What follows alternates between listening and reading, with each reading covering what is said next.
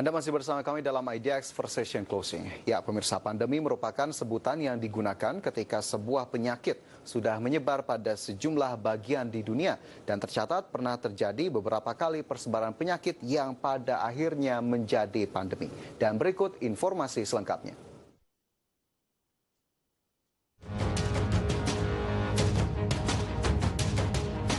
Pandemi merupakan sebutan yang digunakan ketika sebuah penyakit sudah menyebar pada sejumlah bagian di dunia. Hal ini seperti yang terjadi pada infeksi virus corona atau COVID-19 yang sudah menyebar pada berbagai negara di seluruh dunia. Dalam sejarah tercatat pernah terjadi beberapa kali persebaran penyakit yang pada akhirnya menjadi pandemi. Makin maju peradaban, semakin kerap terjadinya pandemi. Pandemi tersebut banyak menelan kerugian di beberapa belahan dunia. Terdapat beberapa pandemi yang paling parah terjadi di dunia. Beberapa kasus diantaranya justru terjadi pada seabad terakhir karena perpindahan manusia yang tinggi.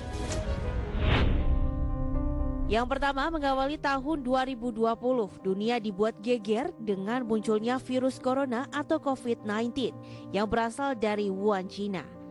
Penyakit virus corona atau COVID-19 adalah penyakit menular yang disebabkan oleh virus corona yang baru-baru ini ditemukan. Virus ini menyebar sangat cepat ke 161 negara di dunia, tercatat hingga 16 Juni 2020. Korban jiwa akibat virus ini mencapai 431.541 jiwa.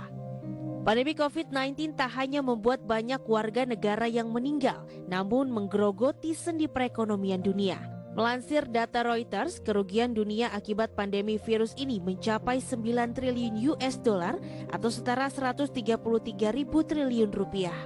China sudah mengalami kontraksi dengan PDB yang tercatat minus, kemudian Amerika Serikat juga tercatat minus. Sementara WTO sudah memproyeksikan perdagangan dunia akan turun 13% di tahun 2020.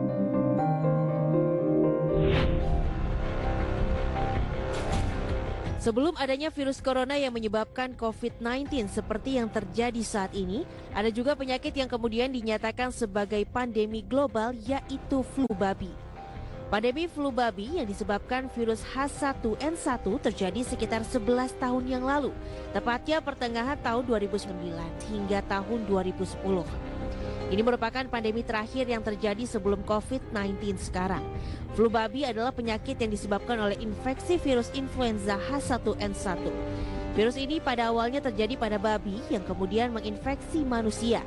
Penularannya selanjutnya terjadi antar manusia dan menyebabkan pandemi di tahun 2009. Jika dilihat dari angkanya, COVID-19 dan flu babi sama-sama memakan banyak korban jiwa.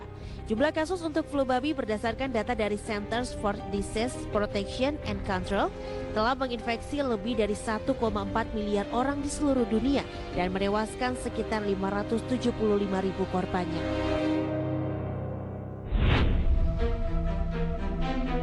Lain hewan, lain juga virusnya. Sekitar tahun 2006 flu burung melanda dunia. Flu burung yang menunjukkan beberapa kemiripan dengan flu babi juga menyebabkan kekhawatiran global dengan dampak yang cukup perlu dipertimbangkan di sektor ekonomi. Berdasarkan catatan, flu tersebut terhitung menyebabkan 407 kematian global dengan 701 orang terinfeksi. Flu ini menyebabkan kerugian sebesar 40 miliar US dollar atau sekitar 546,59 triliun rupiah. Wabah dari flu ini terjadi pada tahun 2006 yang menjangkit setidaknya 35 negara.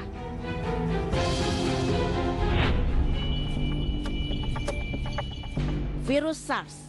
Virus ini pertama kali teridentifikasi pada November 2002 di Provinsi Guangdong, China Selatan. Dalam hitungan beberapa bulan, SARS menyebar ke 37 negara. Virus SARS diduga berasal dari kotoran kelelawar yang kemudian terkena kontak dengan manusia.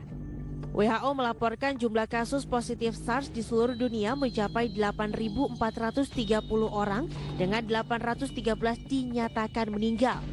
Kerugian ekonomi akibat SARS mencapai 40 miliar US dollar dan China bersama Hong Kong menanggung beban ekonomi terbesar pada saat itu.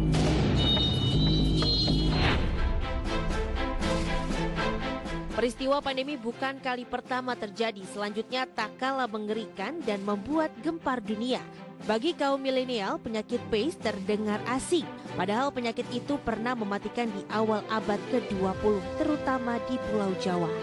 Jauh sebelum itu, penyakit ini jadi ancaman di Eropa. Orang-orang menyebutnya dengan The Black Death. Ketika mewabah pada abad ke-14, Black Death membunuh 50 juta orang di Eropa, dengan total 75 juta jiwa di dunia. Dengan kata lain, mengurangi 60% populasi di Eropa. Itu tadi kilasan beberapa virus yang mewabah di dunia. Selama terjadi pandemi tersebut, sektor ekonomi selalu terdampak dan menderita kerugian.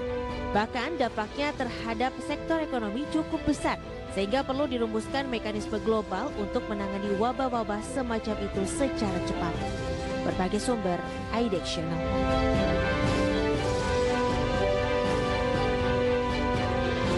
Informasi mancanegara akan kami hadirkan usai jeda. Tetaplah bersama kami.